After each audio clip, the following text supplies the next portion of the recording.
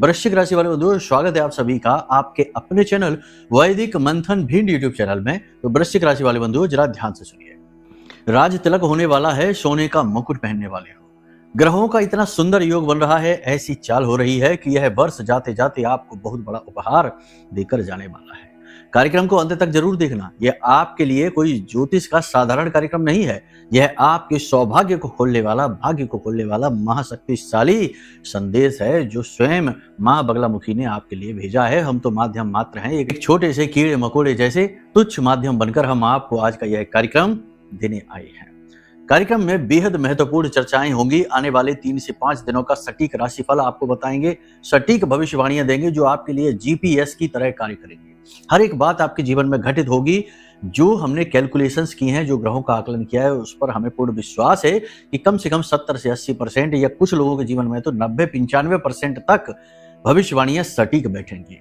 इसी के साथ साथ हम आपको बताएंगे इन 3 बड़ी घटनाओं के बारे में जो आपको राजाओं जैसा सुख दे सकती हैं, धन ऐश्वर्य वैभव दिलवा सकती हैं, बशर्ते कि आप इन्हें समय रहते पहचान जाएं। याद रखना कि जीवन में जब भी कोई परिस्थिति बनती है, चाहे वह शुभ हो चाहे अशुभ हो, वह परिस्थिति आपके आसपास के वातावरण को बदलती है। जो सचेत रहते हैं, जो अवेयर रहते हैं, वो इस बदलाव को समझ जाते हैं और जरूरी फैसले, जीवन में कोई जरूरी बदलाव करते हुए आगे बढ़ जाते हैं और तरक्की की रफ्तार पकड़ लेते हैं। और जो समझ नहीं पाते हैं वे जहां के तहां खड़े रह जाते हैं। इसीलिए तो कहा गया है कि समझदार को इशारा ही काफी होता है। ये कहावतें हैं, लेकिन ये कहावतें जरूर सत्यता पर आधारित हैं। बड़े बुजुर्गों ने प्राचीन काल में इन चीजों को देखा, अनुभव किया और उन्हें कहावतों के रूप में ढाल दिया।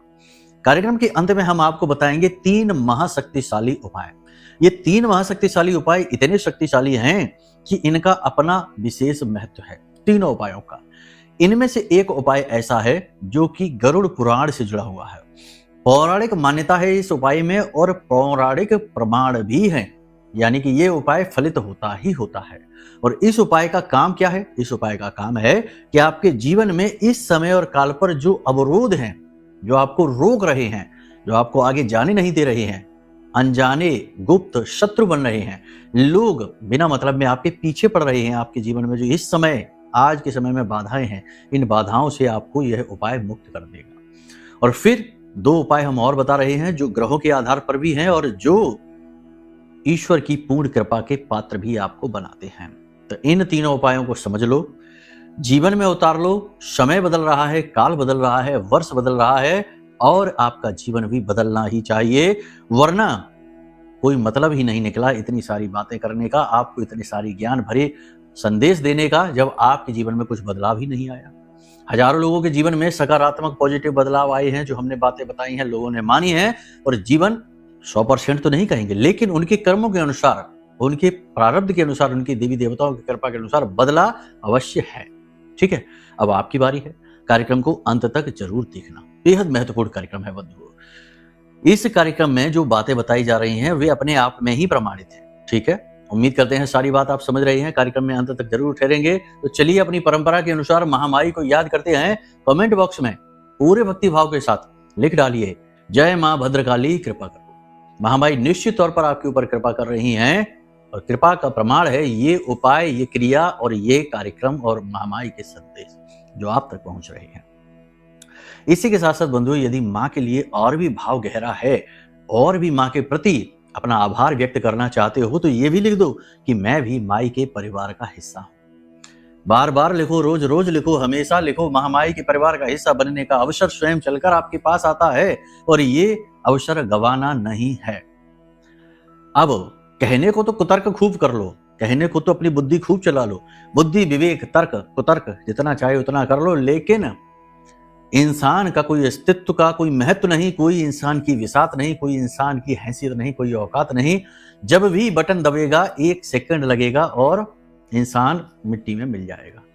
सारे तर्क कुतर्क यहीं के यहीं पड़े रह जाएंगे और फिर सत्य से सामना होगा तो फिर पता चलेगा कि क्या किया और क्या नहीं किया, क्या अनर्थ किए, क्या अर्थ किए।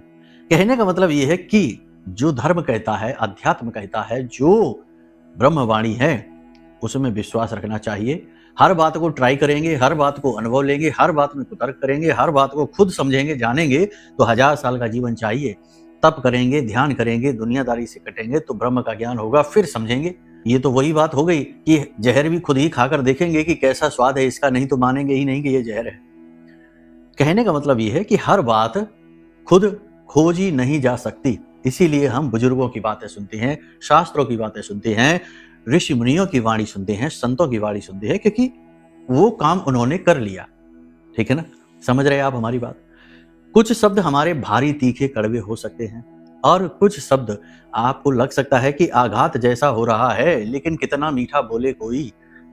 सत्य का तो स्वभाव ही हो चुका है कड़वा, रूखा और सूखा इस कलयुग में, और दिखावेबाजी बहुत मीठी है और झूठ बहुत रसीला है।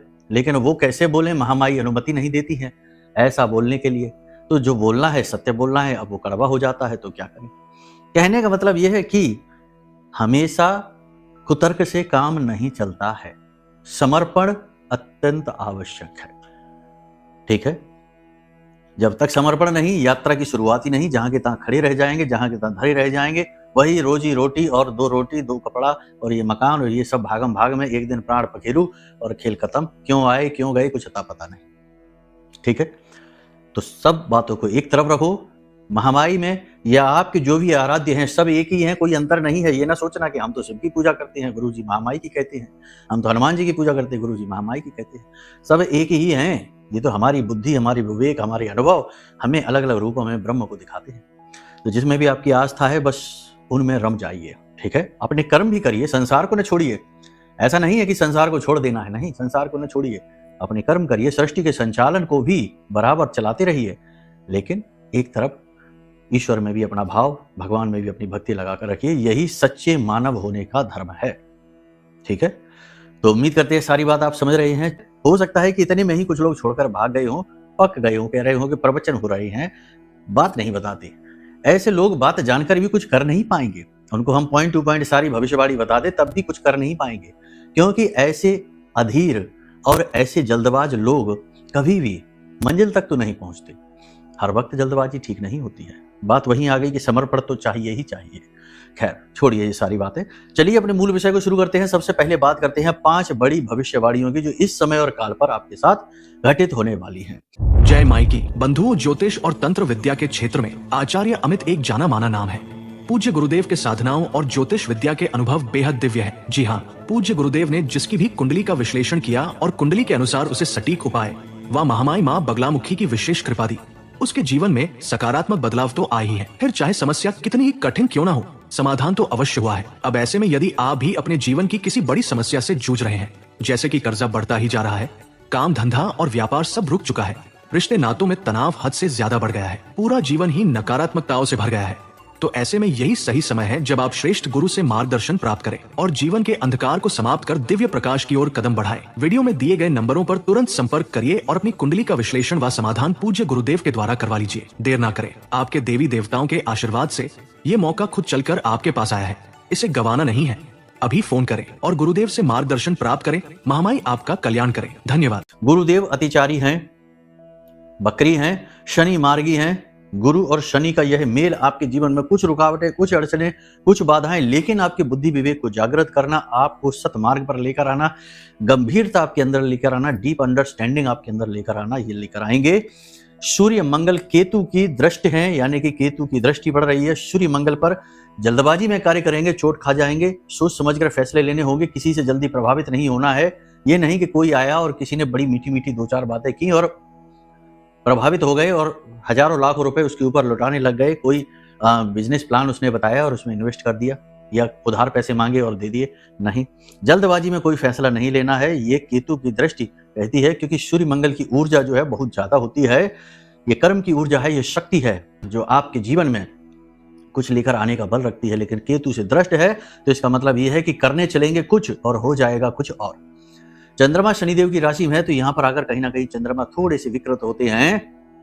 अब नींद लेने में परेशानी हो सकती है, मन में कुंठा उत्पन्न हो सकती है, अपनी की गई गलतियों को याद कर करके दुखी हो सकते हैं, या फिर जो चाहते थे वो मिल नहीं पाया, ये सोच सोचकर दुखी हो सकते हैं, या किसी रिश्तेदार ने, आपके किसी नजदीकी रिश्ते ने हर्ट कर दिया, चोट पहुंचा दी, ये सोच सोचकर ऐसा क्यों किया उसने, हमारे साथ ही ऐसा क्यों होता है, क्यों हम ही हर बार ये सारे दुख सहते हैं, हमारे जीवन में कभी कुछ अच्छा क्यों नहीं होता, ये सोच सोच कर दुखी हो सकते हैं। ये चंद्रमा, ये सारी गतियां हैं जो हमने आपको बताई है, ठीक है। कुछ लोग आपके साथ गलतफहमी का शिकार हो सकते हैं। देखो, जल्दबाजी में काम करना, गति आपकी तेज रहेगी, एनर्जी लेवल हाई रहेगा, आत्मविश्वास बढ़ा रहेगा, लेकिन ऐसे में ये भी होगा कि कहीं ना कहीं केतु की दृष्टि है तो निगेटिव भी हो सकती हैं ये चीजें। एग्रेशन बढ़ सकता है, वाणी तीखी हो सकती है, कठोर शब्दों का प्रयोग हो सकता है, किसी की कठोर आलोचना कर सकते हैं। तो ऐसे में कुछ लोग आपको समझ नहीं पाएंगे। वैसे भी हम आपको बता दें कि जैसे आप हैं वैसे लोगों को आपको समझ पाना थोड़ा कठिन होता ही है, लेकिन इस समय पर यह स्थिति ज्यादा बनेगी। तो आपके अपने ही कुछ गलतफहमी का शिकार होंगे, कुछ के साथ आपका विवाद होता दिखाई दे रहा है, चाहे कार्यस्थल पर या अड़ोस पड़ोस में। विवाद भी हो सकता है, झगड़ा भी हो सकता है, तनाव की स्थिति बन सकती है, लेकिन यह बात निश्चित है कि किसी न किसी के साथ रिलेशनशिप खराब होने जा रहे हैं। कोई कीमती चीज आपकी खो सकती है। अपनी कीमती चीजों को, अपने डॉक्यूमेंट्स को, अपने मोबाइल को, अपने आभूषणों को संभाल कर रखने की आवश्यकता है। कीमती चीज आपकी खो जाएगी, बाद में ना कहना कि गुरुजी आपने कहा तो था लेकिन हमने सुना नहीं और आप देखो हमारी चीज खो गई। निर्णय लेने की क्षमता आपकी प्रभावित होगी, क्योंकि देखो हमने एक तरफ आपसे कहा कि गुरु जो है ना इस समय पर बकरी है और निर्णय लेने की क्षमता तो इन्हीं से आती है। और दूसरा यहाँ पर कि जल्दबाजी में निर्णय ले सकते हैं या फिर निर्णय ले ही नहीं पाएंगे, अनिर्णय की स्थिति में फंसे रहेंगे, क्योंकि केतु की दृष्टि पड़ रही है। निर्णय लेने वाले ग्रहों पर यानी सूर्य पर और मंगल पर यही तो फैसला लेते हैं। राजा है और सेनापति है, यही तो फैसला लेते हैं कि कब आगे बढ़ें, कब रोकें, कब युद्ध करें और कब युद्ध विराम करें। यही तो आपके पराक्रम के ग्रह हैं और पराक्रम यानी निर्णय लेने की क्षमता में बहुत गिरावट हो सकती है, निर्णय लेने की क्षमता प्रभावित हो सकती है। ये वही स्थिति होती है जब लोग आपको इन्फ्लुएंस कर सकते हैं, लोग आप पर अपना प्रभाव जमा सकते हैं और इस प्रभाव का दुष्परिणाम आपको सहना पड़ता है। फिर से वही समय है तो थोड़ा अलर्ट हो जाना। जब कोई व्यक्ति आपके पास आए, मीठी मीठी बातें करे और आपको जो अच्छा लगता है केवल वही एक्टिविटीज आपके साथ करने लगे, थोड़ा अलर्ट हो जाना। जाल बिछाया जा रहा है, फंसाने की कोशिश की जा रही है। अचानक से कोई बड़ा खर्चा आपके पास आ सकता है, पैसा आपका निकलेगा, फिसलेगा आपके हाथों से, थोड़ा संभाल कर रखिए। दिखावेबाजी से दूर रहना है, सोशल मीडिया पर बिना मतलब की अपलोडिंग नहीं करनी है, अपनी खुशियों को दूसरों को नहीं बताना है, अपने दुखों को भी किसी को नहीं बताना। वैसे तो आप बताते ही नहीं हैं खैर, लेकिन कभी कभी इमोशनल होकर आप ये काम कर भी देते हैं, तो इस समय पर आपको नहीं करना है। कार्यस्थल पर किसी प्रकार की बहस हो सकती है, हमने पहले ही कह दिया, तो थोड़ा जो आपके सहकर्मी हैं उनसे संभल कर रहने की आवश्यकता है। उतनी ही बात करिए जितनी की आवश्यकता है। उच्च अधिकारियों से बनाकर चलने की आवश्यकता है। उच्च अधिकारी आपके ऊपर दबाव बनाएंगे, प्रेशर बनाएंगे, कुछ काम आपको ऐसा करने को देंगे जो करने का आपका मन ही नहीं होगा। आपको लगेगा जैसे कि आपको जानबूझकर परेशान कर रहे हैं, लेकिन ये सारी परिस्थितियां जानबूझकर क्रिएट हो रही हैं आपकी लाइफ में। इन्हें हो जाने दो क्रिएट। जैसा चल रहा है वैसा, ज्यादा मेहनत का समय है, ज्यादा मेहनत कर लो। उच्च अधिकारियों को खुश करने का समय है, उन्हें खुश कर दो, ये आपका धर्म है। आप एक सीमित दायरे में रहकर, ये नहीं है कि चापलूसी करने लगो, चमचागिरी करने लगो, लेकिन कम से कम उनसे तालमेल बैठाने की कोशिश करो, ठीक है ना। थोड़ा बहुत सरेंडर भी करना पड़ सकता है, थोड़ा बहुत अपने समझौता करना पड़ सकता है आपको अपने सिद्धांतों से, अपने विचारों से कार्यस्थल पर, ये जरूरी है। अब यहाँ पर ये होगा कि विचार आपके मन में बहुत आएंगे, बहुत तरह तरह के विचार आएंगे। विचारों की अधिकता की वजह से दिमाग में एक धुंध सी छा जाएगी और ये धुंध निर्णय लेने की क्षमता को प्रभावित करेगी। इसी के साथ साथ ये आपको गलत निर्णय लेने को भी आपको प्रभावित कर सकती है, निर्णय लेने को मजबूर कर सकती है। तो कहने का मतलब यह है कि बहुत सारे विचारों को एक साथ ना अपने मन में आने देना। जो इस समय जरूरी है बस उसी पर फोकस देना। जब जो होगा तब सो देखा जाएगा, ठीक है। सब चीजों को एक साथ करने की कोशिश ना करना, जो कर सकते हैं बस उतना ही करना, ठीक है ना। अधिक सोचने की वजह से, अधिक विचार आने की वजह से अक्रियता का भाव बढ़ेगा, यानी शरीर में स्थूलता बढ़ सकती है, मन कंफ्यूज हो सकता है। इसकी वजह से क्या करें क्या ना करें, किम कर्तव्य विमूढ़म की स्थिति में आ सकते हैं। तो थोड़ा सा इस बात पर ध्यान देना कि कहीं हम उस जोन में तो नहीं जा रहे, क्योंकि वहां पर जाकर फिर ओवर थिंकिंग है, तनाव है, डिप्रेशन है, हाइपरटेंशन है, तो वहां पर आपको नहीं जाना है। कहने का मतलब यह कि ओवर थिंकिंग के जाल में नहीं जाना है, वहां से आपको बचना है। रोजमर्रा के कार्यों को करने में भी आपको ज्यादा जोर लगाना पड़ेगा, ज्यादा एफर्ट डालना पड़ेगा, तब आप डेली रूटीन वाले अपने कार्य कर पाएंगे। कहीं ना कहीं अक्रियता का, निष्क्रियता का भाव, शरीर में भारीपन, स्थूलता का भाव आपके ऊपर बढ़ सकता है। कोई आपके इमोशंस के साथ खेल सकता है, आपके खिलाफ षड्यंत्र या जाल बुन सकता है। तो थोड़ा सा इस बात का ध्यान रखते हुए चलिए। साथ ही साथ व्यापार थोड़ा सा मंदा रह सकता है। प्रतियोगी यानी कि कॉम्पिटिटर्स आपको परेशान करेंगे। नई नई योजनाएं बना बनाकर आप परेशान हो जाएंगे, हर बार स्ट्रेटजी चेंज करनी पड़ेगी, लेकिन ये चीजें व्यापार की उन्नति की तरक्की के लिए जरूरी होती हैं, तो आप कर लेना, कोई समस्या नहीं है। व्यापार थोड़ा सा मंदा जरूर रहेगा, लेकिन बहुत ही ज्यादा गिरेगा नहीं, नीचे नहीं जाएगा। भू वाहन और मकान, यानी कि भू वाहन और प्रॉपर्टी, मकान वगैरह आप खरीद सकते हैं, आपकी प्लानिंग हो सकती है, निकट भविष्य में खरीद सकते हैं। जल्दबाजी इस कार्य में ना करें, सही समय का इंतजार करें। अभी सूर्य मंगल की ऊपर जो दृष्टि है वह केतु की है। इस समय पर कोई भी प्रॉपर्टी का काम आप करेंगे उसमें उस हिसाब से नहीं, फ्रॉड होने का, धोखा होने का डर रहेगा, तो थोड़ा सा इस समय और काल को टाल दें, स्थिति को परिवर्तित हो जाने दें, फिर चीजें अनुकूल हो जाएंगी। फिलहाल समय पूर्ण रूप से इसके लिए अनुकूल नहीं है। फिर भी यदि लेना पड़ जाए तो कोई ऐसी बात नहीं है कि भाई सब गलत होगा ही होगा, ऐसा नहीं है। प्रभु से अनुमति लेते हुए, आपके आराध्य हैं उनके चरणों में थोड़ी सी दक्षिणा, प्रसाद, पुष्प, दीप आदि अर्पित करते हुए और उनसे अनुमति लेते हुए आप करिए, आपको सफलता भी मिल जाएगी। कोई बहुत बड़ी अड़चन नहीं है, इसको बहुत नेगेटिव स्थिति नहीं कह सकते हैं। आपके मन में एक अजीब सा असंतोष का भाव रहेगा, यानी कि कुछ न कुछ खालीपन, कुछ न कुछ ऐसा लगेगा जैसे कि आप अकेले हैं, खालीपन सा है, अधूरापन का एहसास आपको होता रहेगा। चीजें चाहे सभी आपके सामने हो, बहुत सारी चीजें आपके सामने हो, लेकिन तब भी वो सुख आपको मिल नहीं पाएगा, कहीं ना कहीं खालीपन का भाव रहेगा। धार्मिकता का भाव आपके मन में बढ़ सकता है, पनप सकता है। आप किसी विशेष प्रकार की मंत्र, अनुष्ठान या किसी विशेष प्रकार की उपाय या क्रिया को कर सकते हैं, जिससे आपका जीवन और सुंदर होगा, सरल होगा, करना भी चाहिए, इसमें कोई बाधा नहीं है, इससे पीछे नहीं हटना चाहिए। प्रेमियों का जीवन अच्छा नहीं रहने वाला है। प्रेमी जीवन में तनाव होगा, टकराव होगा, आपसी समझ की कमी होगी और वैचारिक मतभेद होंगे, कुछ का तो ब्रेकअप ही हो जाएगा। छिपे हुए प्रेम संबंध बाहर आ जाएंगे, यानी कि राज खुल जाएगा। दाम्पत्य जीवन में भी अनबन और टकराव की स्थिति हो सकती है। कुछ लोगों के जीवन में प्रेम संबंध यानी दाम्पत्य जीवन में प्रेम का भाव भी रह सकता है, लेकिन इसके खराब होने की स्थिति ज्यादा है, यानी कि कहीं ना कहीं जीवन साथी आपको समझ नहीं पाएंगे और आपको उनके साथ भी प्रेम तत्व की कमी का भाव ऐसा मन में रहेगा। हालांकि ये कोई बड़ी बात नहीं है, अगर आप थोड़ा सा सरेंडर करके चलें, परिस्थितियों को समझते हुए चलें, जीवन साथी के मनोभाव को समझते हुए चलें, तो चीजें खराब भी नहीं है, अच्छी हो जाएंगी। आपसी प्रेम फिर से बना रहेगा, बन जाएगा। आपके जीवन साथी आपको किसी प्रकार का उपहार या गिफ्ट भी दे सकते हैं। साथ ही साथ आप अपने जीवन साथी के साथ कहीं बाहर घूमने भी जा सकते हैं अगले 3 से 5 दिनों में। कोई बड़ा खर्च या बड़ा नुकसान आप इमोशनल होकर कर सकते हैं, यानी किसी को इम्प्रेस करने के लिए, खुश करने के लिए आप ज्यादा, जरूर से ज्यादा खर्च कर सकते हैं, तो थोड़ा इस बात से आपको बचना है, समझना है।